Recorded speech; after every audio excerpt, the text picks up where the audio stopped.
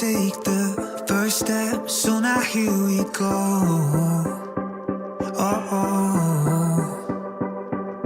So long, look how far we've come, further than you know.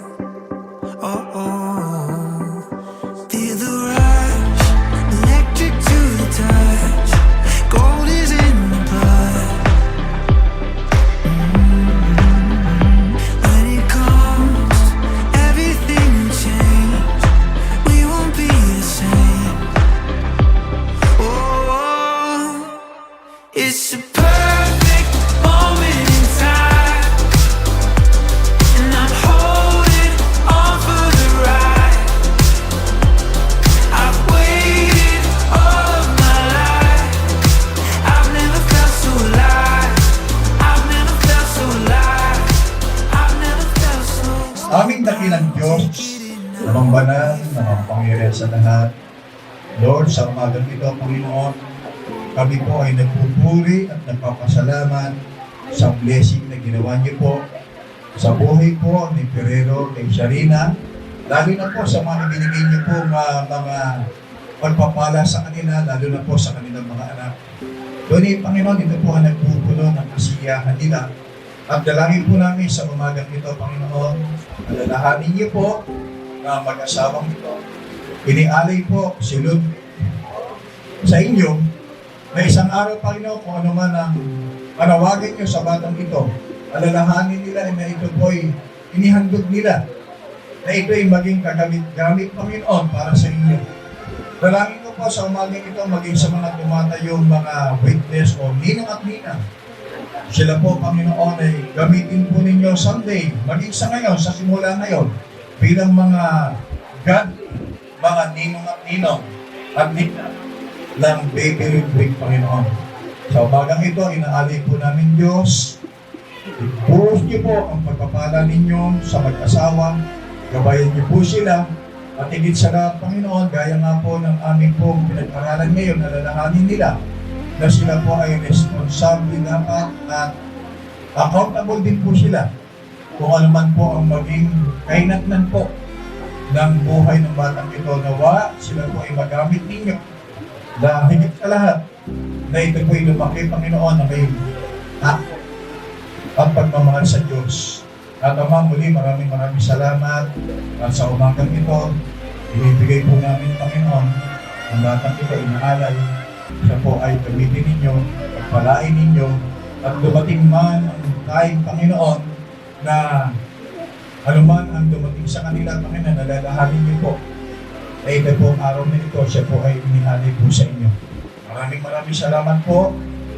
Ang basbas po ninyo, ang aming inaasahan, Panginoon, niniwala po, ito po ang oban ninyo para sa isang pamilya na isang may takot at may puso para sa Diyos at sa kanila pong inaanipan na ananampalataya ng Church, Panginoon, na sige pagpalain ninyo.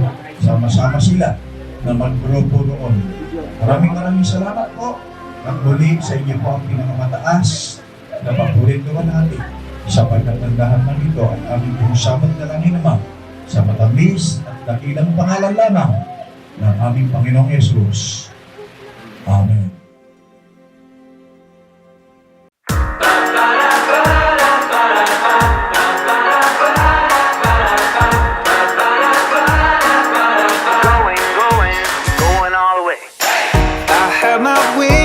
To the ground, but now I dream up in the clouds. I hold my feet, don't fail me now.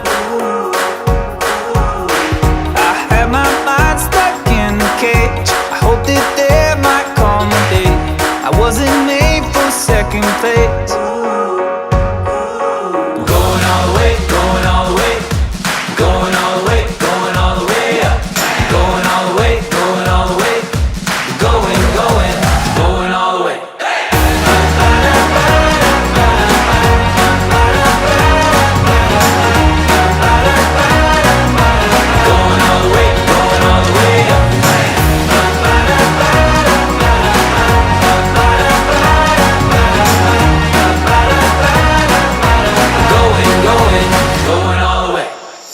I saw my life in black and white, a golden ticket passing by. I kept my broken heart alive.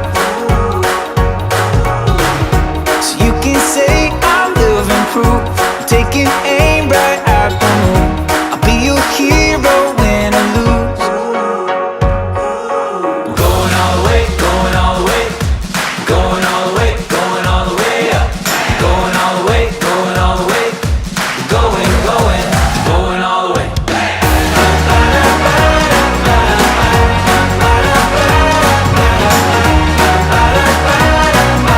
Going all the way, going all the way up.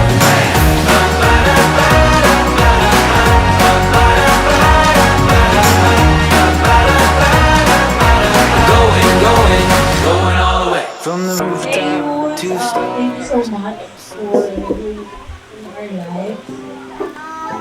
Inagdasal ka ni Mami. Sabi ko nga birthday message ko.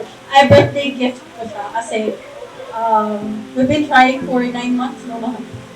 Tapos wala, laging negative. Tapos nung birthday ko, 2 days after that, nalaman namin na maybe pinakagawa. Firstly, ako nagpapasalamat ako sa Diyos kasi syempre, binigyan ako ng ganitong family and ako masabi ko, I don't deserve this. Kumbaga yung enough na blessing sa akin yung asawa na lang, nagkaroon ako at may anak akong dalawang napakakulit. So, natututo ako sa kanilang dalawa. Kasi bumabalik ako sa pagkabata, marami akong natututunan, maraming nare-realize and ang prayer ko, yun nga, kahit mahirap bumangon sa umaga every Sunday, na makita ko na madala sila every Sunday sa church. Kasi yun yung kinalakihan ko din. Ganun din ako kinalaki ng magulang ko. Kagaya ng sabi ni Pastor kanina, pray na pa siya, innovation.